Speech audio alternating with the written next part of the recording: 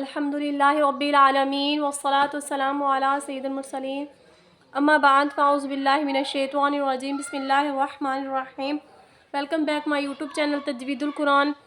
तमाम सामीन और नाज़रीन को अस्सलामु अलैकुम व रहमतुल्लाहि व बरकातुहू। आज हम इंशाअल्लाह अज़्ज़ा वजल तयम्मुम का तरीका सीखेंगे हनफियों के मुताबिक।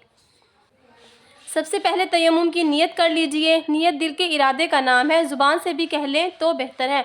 मसलन ये कि यूँ कहें कि मैं बेवज़ूई या बेखुसली या इन दोनों से पाकी हासिल करने की नियत से नमाज जायज़ होने के लिए तयम्मुम करती हूँ। तयम्मुम हम उस सूरत में करते हैं जब हमें पानी की सहूलत ना हो।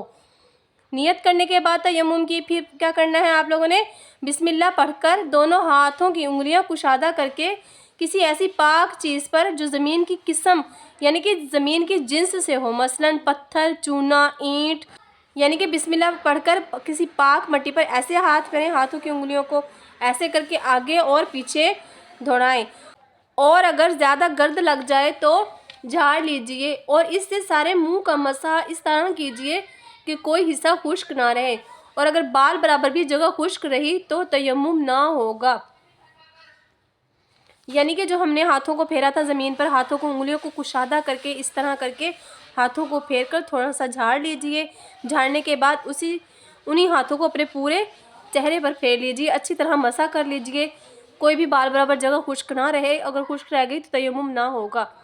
और दूसरी बार इसी तरह हाथ ज़मीन पर मारकर दोनों हाथों का नाखूनों से लेकर कूहनियों समेत मसा कीजिए। कंगन, चूड़ियाँ, जितने जेवर हाथ में पहने हों सबको हटाकर या उतारकर जिल्द के हर हिस्से पर हाथ पहुँचाइए। यानी कि दूसरी बार भी हाथों को इसी तरह ज़मीन पर मारकर उसको झाड़कर फिर नाखूनों से लेकर यहाँ से लेकर पूरी कूहनियों समेत मसा कीजिए। कुंगन, चूड़ियाँ वगैरह अगर पहनी हो तो सबको हटाकर ये जिल्द से उतार कर अच्छी तरह उसको जिल्द के हर हिस्से पर हाथ फेर लीजिए। खुश्क हाथ होता है मट्टी से तो उसको अच्छे से फेर लीजिए। अगर ज़रा बराबर भी खुश्क रह गई तो तयम्मुम ना होगा।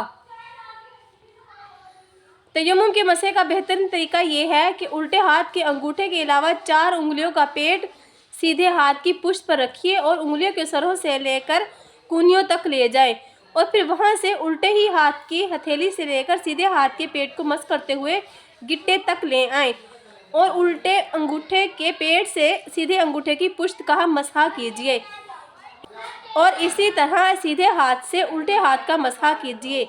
यानी कि सबसे पहले हम अपने हाथों को ज़मीन पर मारेंगे। ज़मीन पर मारने के बाद अपने इस अंगूठे को छोड़कर 4 उंगलियां, इन 4 उंगलियों को यूँ करेंगे, यहाँ से हाथ फेरते जाएंगे, यूँ करते जाएंगे, ऐसे पूरा कूहनियों समेत करते हुए फिर वापस इसी हथेली तक यूँ करते हुए यहाँ तक ले आएंगे।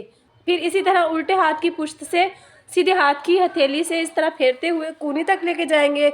और अगर एकदम पूरी हथेली और उंगलियों से मसहा कर लिया तब भी हो जाएगा। यानी कि हाथों को ज़मीन पर मारकर इसी तरह यूँ भी अगर सिंपल से कर लेंगे, यूँ भी अगर हम हाथ फेर लेंगे तो तब भी क्या हो जाएगा, हमारा मसहा हो जाएगा। तयम्मुम में सर और पाँव का मसहा नहीं है। क्या है, तयम्मुम में सर का मसहा भी नहीं है और किसका मसहा नहीं है, पाँव का मसहा नहीं है।